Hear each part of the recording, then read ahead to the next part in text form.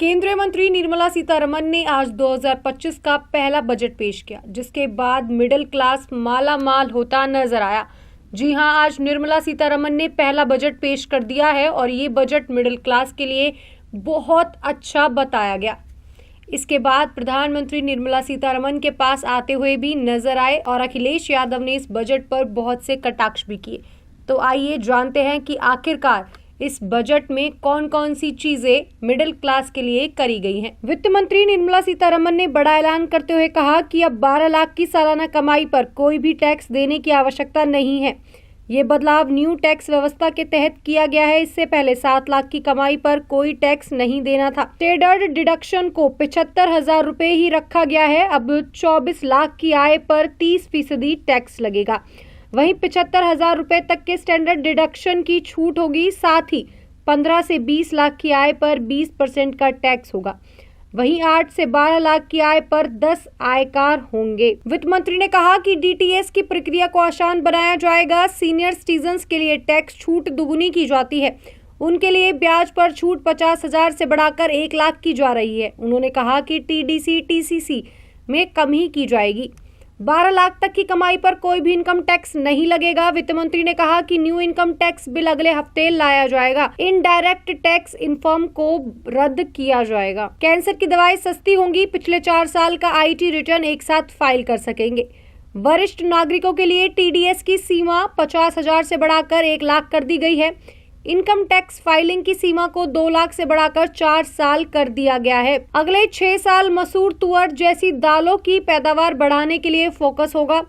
किसान credit card पर कर्ज की लिमिट 3 लाख से बढ़ाकर 5 लाख कर दी गई। बिहार में मखाना बोर्ड बनेगा, जिससे छोटे किसानों और व्यापारियों को फायदा मिलेगा। छोटे उद्योगों को विशेष क्रेडिट कार्ड पहले साल 10 लाख रुपए तक जारी कर होंगे। एमएसएमई के लिए लोन गारंटी कवर 5 करोड़ से बढ़ाकर 10 करोड़ 1.5 लाख करोड़ का कर्ज मिलेगा। स्टार्टअप के लिए 10 करोड़ से बढ़ाकर 20 करोड़ रुपए किया जाएगा। गारंटी फीस में भी कमी होगी। 12 लाख तक की कमाई पर अब कोई भी टैक्स नहीं लगना है। वित्त मंत्री ने इस बजट में सबसे बड़ा ऐलान ये किया कि अब 12 लाख तक की सालाना कमाई करने वालों को कोई भी टैक्स नहीं देना होगा।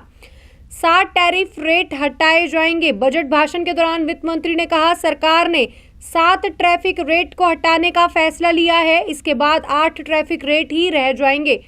सोशल वेलफेयर सरचार्ज हटाने का प्रस्ताव दिया गया। बजट में क्या सस्ता क्या महंगा, एक बार बात करेंगे। गंभीर बीमारियों की 36 दवाई ड्यूटी फ्री होंगी। वित्त मंत्री निर्मला सीतारमण ने कहा कि 36 जीवन रक्षक दवाओं पर पूरी तरह से ड्यूटी टैक्स खत्म कर दिया जाएगा।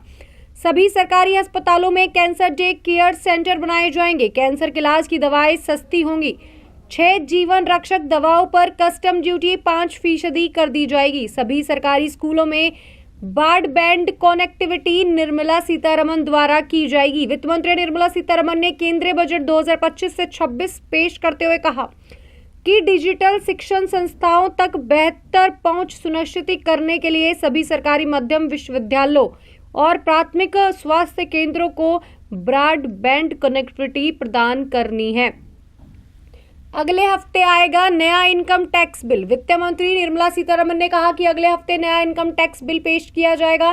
वित्त मंत्री निर्मला सीतारमण ने करदाताओं की सुविधा बढ़ाने के लिए कर सुधारों को लागू करने में सरकार के 1 दशक लंबे प्रयासों पर जोर दिया। वित्त मंत्री ने घोषणा की कि सरकार के सुधार एजेंडे को आगे बढ़ाते हुए अगले सप्ताह एक नया आयकर विधेयक पेश किया जाएगा। स्टार्टअप्स के लिए भी नया फंड देने का ऐलान हुआ। वित्त मंत्री निर्मला सीतारमण ने कहा कि सरकार के 10,000 करोड़ रुपए के योगदान से स्टार्टअप्स के लिए फंड की व्यवस्था बढ़ाई जाएगी। उन्होंने ये तक कहा कि सरकार पहली बार 5 लाख महिलाएं, एससी और एसटी अधिनियों के लिए 2 करोड़ रुपए का ऋण देने वाली है। वित्त मंत्री ने बिहार के लिए कई बड़े ऐलान किए। इस बजट में वित्त मंत्री ने बिहार के लिए बड़े ऐलान किए। वित्त मंत्री ने कहा कि राज्य की भविष्य की जरूरतों को पूरा करने के लिए बिहार में ग्रीनफील्ड हवाई अड्डों की सुविधा प्रदान की जाएगी। ये पटना हवाई अड्डे की क्षमता के विस्तार के अतिरिक्त होंगे। मिथिलांचल के पश्चिमी लागत नहर परियोजनाएं भी इससे शामिल है।